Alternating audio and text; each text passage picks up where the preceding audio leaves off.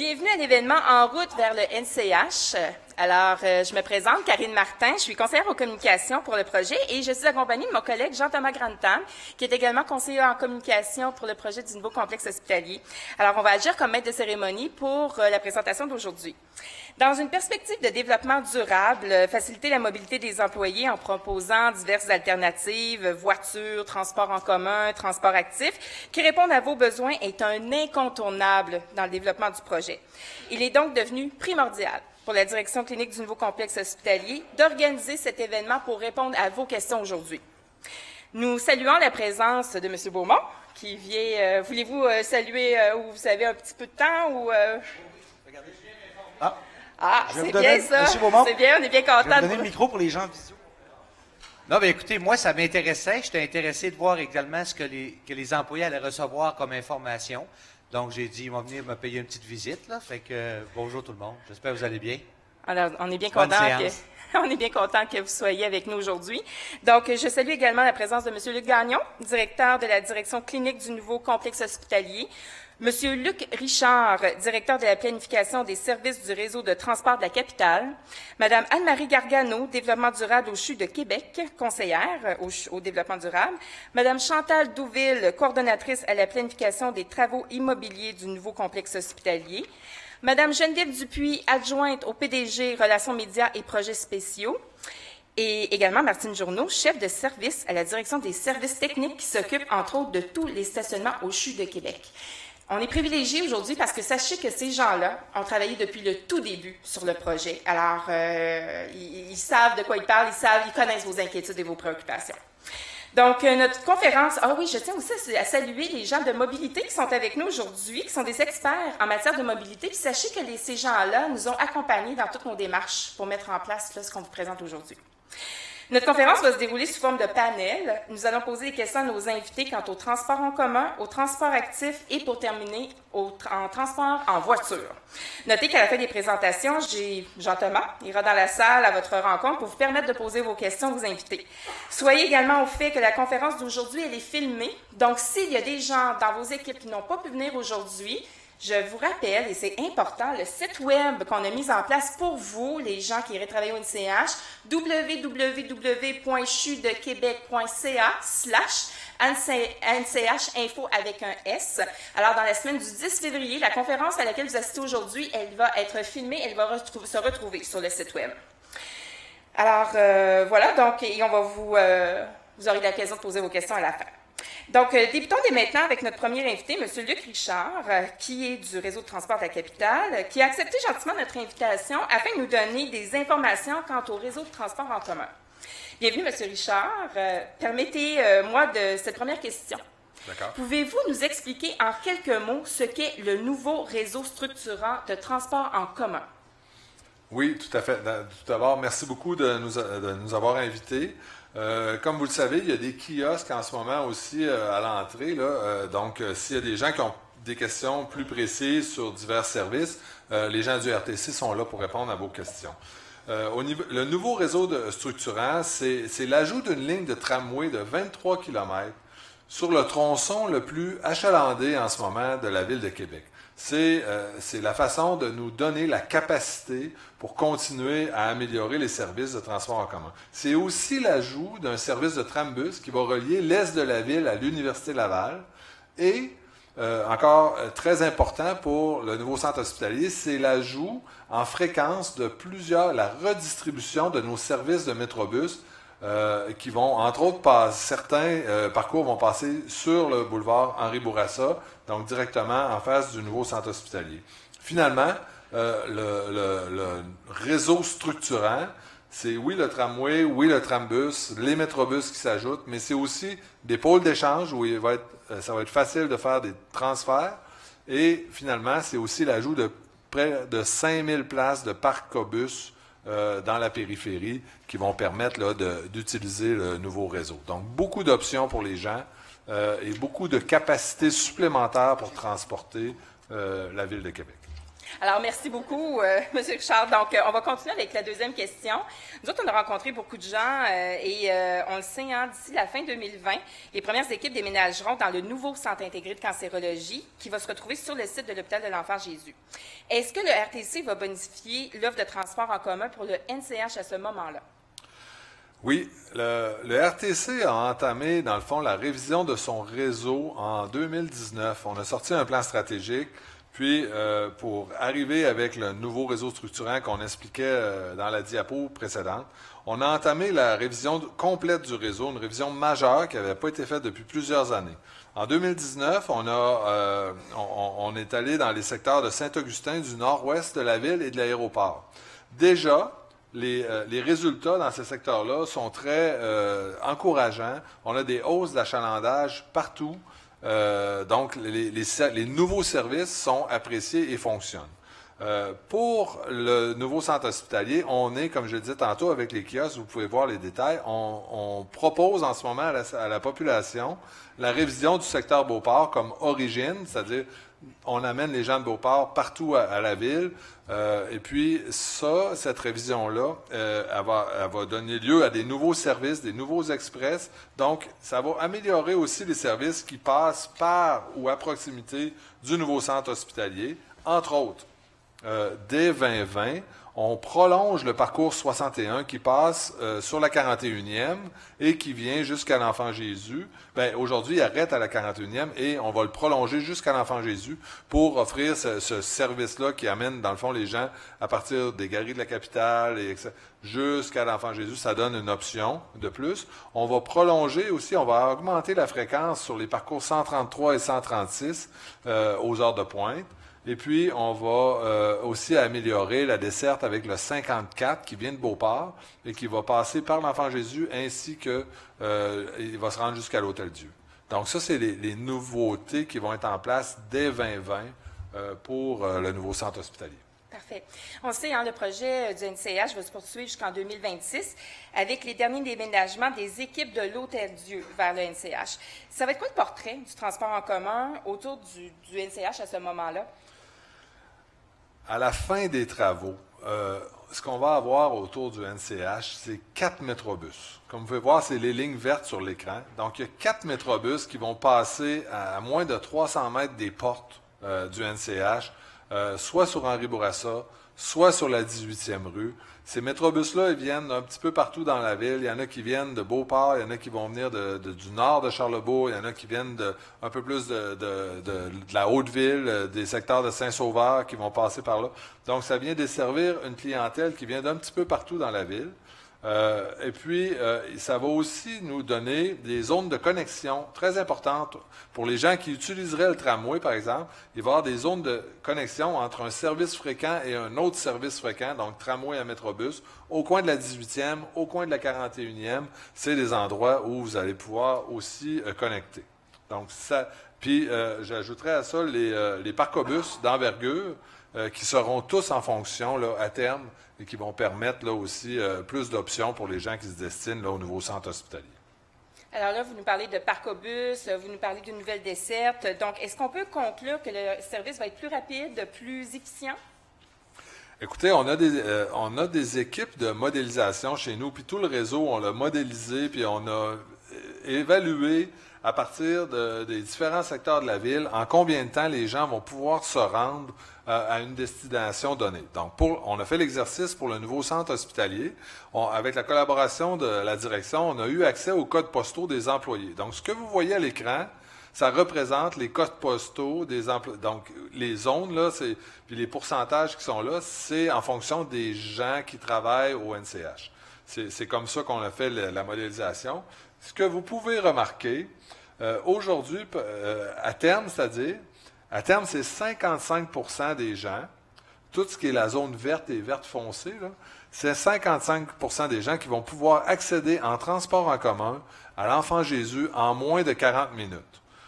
Pour Québec, c'est très intéressant, ça donne une option très intéressante. Et c'est 82% dans le fond des gens qui, en dedans de 60 minutes, peuvent atteindre l'hôpital de l'Enfant Jésus. Puis ça, c'est les gens c'est sûr, c'est les gens aujourd'hui qui travaillent là, dans les centres hospitaliers là, qui vont se destiner à l'Enfant Jésus. Vous savez, nous, on rencontre des gens, puis ils nous disent « Pourquoi je choisirais le RTC? » Alors, j'ai envie de vous demander cette question-là. Dites-nous pourquoi nos employés choisiraient le RTC pour venir travailler au NCH? C'est une très bonne question. Et l'idée, c'est pas de faire un pitch de marketing, là, mais ce qu'on essaie de faire, dans le fond, c'est d'ajouter le plus de services, le plus d'options. La philosophie du nouveau réseau, c'est de donner des options aux gens, de la fréquence, des connexions intéressantes qui font que les gens pourront décider de l'essayer. Et c'est ce qu'on espère, qu'ils vont considérer la solution. C'est un avantage, bien sûr, au point de vue stationnement, tu n'as pas l'enjeu, mais c'est sûr que ça ne conviendra pas à tout le monde. Mais on espère que ça va convenir à plus de monde. En plus, quand tu fais le trajet, vous avez vu nos pubs, etc., tu peux faire autre chose dans l'autobus que de devoir conduire. Donc, tu peux lire, dormir, texter. On sait que ça s'en vient un fléau sur nos routes, là. Mais donc, ça offre des opportunités nouvelles. Puis je pense que l'essayer, des fois, c'est l'adopter aussi. En fait, on peut faire un lien avec votre campagne de publicité actuellement, hein? Qu'on peut faire les deux. Donc, ça peut être intéressant. Tout à fait. Merci, M. Richard. J'ai le goût de me revirer vers le CHU, en fait, pour savoir comment employeur, le CHU, qu'est-ce qu'il compte faire comme action pour justement améliorer le nombre d'employés, par exemple, ou l'accès au transport en commun pour les employés? En fait, en décembre, le CHU s'est doté d'un plan de gestion des déplacements. En fait, dans ce plan de gestion des déplacements-là, on tente d'adresser tout ce qui est les déplacements de la maison vers, en fait, nos sites, puis aussi, en fait, les déplacements professionnels, donc intersites, quand on a besoin de se déplacer. Donc, c'est une vision qu'on s'est donnée pour proposer, en fait, aux employés des solutions qui vont leur permettre de favoriser le transport autre que l'auto solo. Merci. Parfait, merci. Merci, M. Richard, pour vos interventions. On va parler maintenant de transport actif. Donc, ma première question va aller à Mme Douville. Au CHU, on a beaucoup de monde en forme. Ils viennent en vélo, ils courent. Puis au niveau de l'accès au site en vélo, on veut savoir c'est quoi les facilités qui sont prévues pour les cyclistes quand ils vont venir travailler au NCH. Effectivement, le projet prévoit dès le début du concept l'aménagement d'enclos à vélo. Donc, Jean-Thomas va identifier les emplacements. Donc, on a une possibilité de 370 places de vélo dans les enclos. Les enclos qui sont construits à l'image que vous connaissez déjà, à celui qui est localisé à côté du CLSC. On ne le voit pas sur le plan, mais vous le connaissez. Donc, on a aussi planifié des supports à vélo aux proximités des portes d'entrée, bien distribués, pour avoir une autre quantité de plus. Donc, au total, on est à peu près à 425 espaces à vélo disponibles pour les employés et les visiteurs. Est-ce qu'il va y avoir des douches? Oui, effectivement. On a une planification de 28 douches à l'intérieur du projet, donc de la 18e à la 24e rue. Sur toutes nos installations, on veut offrir 28 douches pour les employés. Et effectivement, ces douches sont aussi à proximité de vestiaires, que vous allez avoir aussi une présentation des vestiaires sur la deuxième. C'est ça.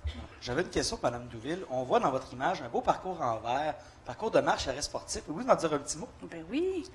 On a pu aussi identifier, c'est une boucle très simple pour l'employé qui désire sortir, aller prendre un peu d'air, donc marcher, courir, se déployer un peu autour du site. Donc, j'ai pas obtenu la distance. On m'a posé la question hier, ça fait combien le tour? Donc, je l'ai pas avec moi. Mais on a aussi identifié des zones de repos, d'étirement, d'exercice au sol qu'on peut aussi profiter des sites ou jardins paysagers là, que le projet va nous offrir à la fin du projet. Alors, on comprend que si on veut faire un Ironman ou bien qu'on peut se remettre en forme, on va pouvoir le faire autour du site. Oui, on va même aussi utiliser notre firme qui vient d'être engagée actuellement sur la signalisation. Donc, on va le baliser. On va donner aussi de l'information, donc que ce soit agréable, qu'on puisse motiver nos employés à aller prendre l'air et sortir du bâtiment. Parfait. Madame Gargano-Huard, est-ce que l'enclos à vélo, est-ce que l'accès est gratuit, en fait, pour les vélos? Oui, les espaces à vélo sécurisés, là, parce que j'entends parler, il y avait des enclos, pas des enclos, mais des espaces de stationnement libres d'accès là, sur le bord des portes, mais celles qui sont sécurisées, l'accès est gratuit, ça se fait via la carte magnétique, donc donc, les employés qui ont déjà leur carte magnétique, on va ajouter cet accès-là à la carte magnétique. Sinon, pour ceux qui n'ont pas accès, qui n'ont pas leur carte magnétique, bien, seulement se présenter au bureau du stationnement où on va rajouter, avec un dépôt de 20 $ pour avoir accès à la carte magnétique. Parfait. Puis, comment vont être attribués les espaces de stationnement à vélo? Bien, actuellement, il y a pas de liste d'attente, donc ça se fait selon le premier arrivé, premier servi. Puis on est très confiant là, que les espaces de stationnement disponibles sur le site du NCH vont répondre amplement à la demande. Mais on comprend que s'il y avait un surplus, il y aurait une liste d'attente à ce moment-là, tout simplement. Bien, on va l'analyser là. OK, parfait. Donc, mais on croit que la tendance... Bien, historiquement, il n'y a pas de liste d'attente pour les stationnements. Super, excellent. Donc, écoutez, merci, mesdames. Parlons maintenant de stationnement. Donc, Madame Dupuis, vous qui êtes très impliquée, et ça depuis le début du projet du nouveau complexe hospitalier, pouvez-vous nous résumer les démarches et les consultations qui ont permis d'arriver avec une vision du stationnement sur le site du NCH? Oui, tout à fait. Donc, depuis plusieurs années maintenant, on a fait des sondages, on s'est fait accompagner par la firme Mobilité, on vous a sondé, vous, et on a évalué également l'ensemble des habitudes de stationnement des employés. Évidemment, à l'Hôtel-Dieu, il nous est impossible de valider les habitudes de stationnement parce qu'on a très, très, très peu de stationnement. Ce qu'on a fait, c'est qu'on s'est basé sur les habitudes de stationnement des gens de l'Enfant Jésus. C'est notre hôpital où on a le plus d'utilisateurs de stationnement. C'est notre hôpital où on n'a pas de liste d'attente au niveau du stationnement non plus. Donc, on s'est basé sur les habitudes de l'Enfant Jésus. On a projeté les mêmes habitudes pour les gens de l'Hôtel-Dieu et on a fait une projection pour l'utilisation au NCH. Donc, on est très confiant qu'on va avoir suffisamment d'espace pour l'ensemble des employés qui souhaiteront voyager en voiture. Évidemment que si 100% des gens décident de passer à la voiture demain matin, on n'aura pas assez de stationnement. Comme si c'était le cas aujourd'hui, ça serait la même chose. Par contre, si on projette les mêmes habitudes qu'actuellement l'Enfant Jésus, le scénario tient tout à fait la route et on est très à l'aise avec les projections qui ont été faites. Parfait, merci. Madame Journeau, est-ce que vous pouvez nous expliquer quelle sera la répartition des places de stationnement sur le site et à quel moment ces places seront-elles accessibles? Alors, comme vous le voyez sur le plan, au final, il y aura 2567 cases de stationnement. C'est ce qui est connu en date d'aujourd'hui. La répartition se fait, comme vous voyez, 509 cases sur la 18e rue. On aura 1778 cases sur le site de l'Enfant Jésus et 280 cases au bureau de projet qui est Subaru, qu'on appelle nous Subaru, mais qui est le bureau de projet du projet d'agrandissement de l'Enfant Jésus.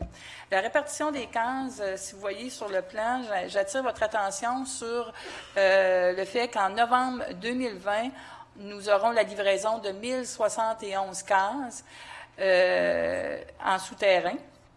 Et au fil du temps que le projet va avancer, nous aurons la livraison de toujours d'espaces qui vont s'ajouter tout au long du projet. Je vous informe également que le stationnement temporaire va demeurer 24e et 41e rue tout au long là, de la livraison de la phase 1 et ça va se poursuivre dans les années futures, en attendant d'avoir toute la livraison de nos stationnements. Parfait. La grande question que tout le monde se pose, puis je vois des gens qu'on a rencontrés, on veut savoir c'est quoi la méthode d'attribution, comment vous allez vous organiser pour que ce soit équitable. Alors, la règle d'attribution qui a été entérinée, c'est le critère de base, c'est l'ancienneté de travail dans le CHU de Québec pour tous les employés qui devront avoir un privilège de stationnement et qui feront la demande pour l'Enfant Jésus et en provenance de l'Hôtel-Dieu de Québec. Cette présentation-là a été faite au comité de direction en décembre 2019, qui a été accepté et qui a été également proposé et informé vos accréditations syndicales en janvier 2020. Et est-ce qu'il va y avoir... comment ça va? Est-ce qu'il va y avoir des phases d'attribution?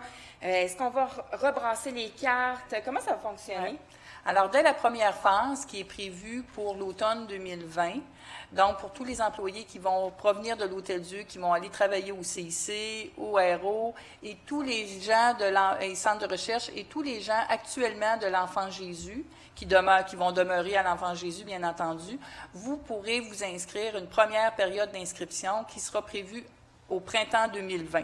nous allons vous laisser amplement le temps de bien vous inscrire, une bonne période de 4 à 5 semaines. Et on pourra vous confirmer votre espace de stationnement en août 2020, à la fin de l'été 2020.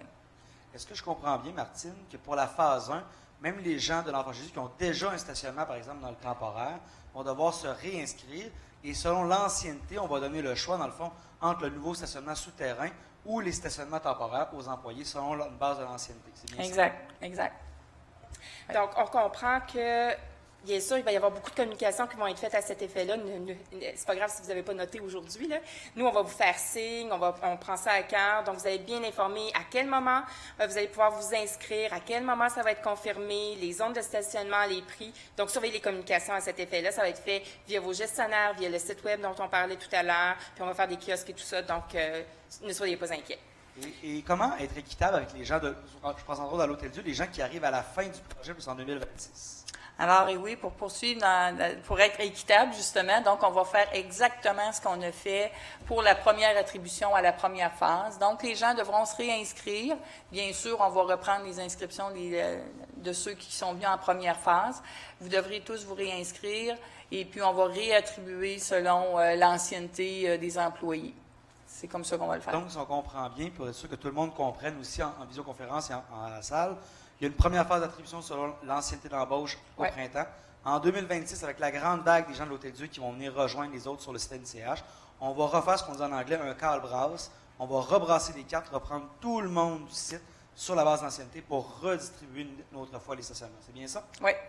Et je me permets aussi de poser une autre question parce qu'on en a entendu parler. Est-ce qu'on comprend que les gens qui vont arriver entre les années là, 2020 et 2026, quand ils vont vouloir s'inscrire, ces gens-là, est-ce qu'ils vont pouvoir le faire, bien sûr, est-ce qu'ils vont avoir assez de place? Parce qu'on comprend qu'il y a des stationnements qui arrivent à différentes périodes. Donc, est-ce qu'on peut s'assurer qu'il va y avoir assez de place pour ces gens-là?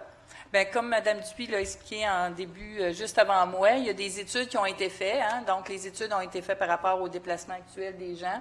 Donc, nous, on est tout à fait confiants qu'on va avoir des espaces. Le pourquoi? Bien, d'ici la première phase et la deuxième phase, bien, il y aura les départs à la retraite. Vous savez, ça bouge beaucoup. Ça bouge déjà actuellement dans chacun de nos sites. À chaque mois, ça change. Pourquoi? Parce qu'on a des gens qui quittent le CHU parce que, bon, pour des raisons X, on a beaucoup de départs à la retraite. Donc, ça bouge beaucoup. Nous, on est très, très confiants qu'on pourra répondre à cette demande-là. Oui, je m'excuse. Et le pourquoi qu'on refait l'exercice, dans le fond, une deuxième fois, c'est qu'au final, mes collègues autour de la table vous ont présenté d'autres transports peut-être alternatifs et peut-être qu'entre-temps, bien, les gens vont avoir déménagé, pris un autre moyen de transport, voudront essayer le transport en commun. Donc, c'est pour ça qu'on veut refaire l'exercice et qu'on est très confiant d'avoir des espaces. Alors, les gens qui vont arriver entre les périodes de cale-brasse, comme on appelle, hein, donc ne soyez pas inquiets, il va y avoir des stationnements, comme on le voit ici, qui vont arriver à différentes périodes, donc il y aura assez de stationnement pour vous également. Quelle est la grille tarifaire? Alors, la grille tarifaire ne changera pas, c'est pas avec les prochaines phases, c'est la grille qui est actuellement en vigueur dans le CHU de Québec pour tous nos stationnements. Donc, vous la voyez, elle est affichée. Vous pouvez la retrouver également dans l'intranet, sous le site DST. Vous appuyez sur stationnement et c'est la grille qui est actuellement en vigueur que vous allez voir. Bien entendu, habituellement, à chaque 1er avril, il se peut qu'il y ait une indexation des coûts de stationnement. Par contre, vous en serez informé par communiqué au moins un bon mois avant la date d'entrée en vigueur d'une nouvelle tarification. Donc, si on comprend bien, pour la tarification, on a 3 tarifs différents. Dans le fond, le souterrain à 28,50 par semaine. Proximité, en fait, qui est tous les stationnements extérieurs sur le site. Là, on avait les 1778 cases qui sont, eux, à 19,42. Et quand vous êtes en périphérie du site, exemple, le nouveau stationnement au Subaru, on va tomber à 14,83 par semaine. C'est bien ça? En régulier, oui. C'est par semaine. C'est toujours une tarification hebdomadaire. On veut vous remercier vraiment de votre présence. Merci à nos panélistes. Merci à M. Beaumont, M. Gagnon. On vous souhaite une belle fin de journée. Merci. Au revoir.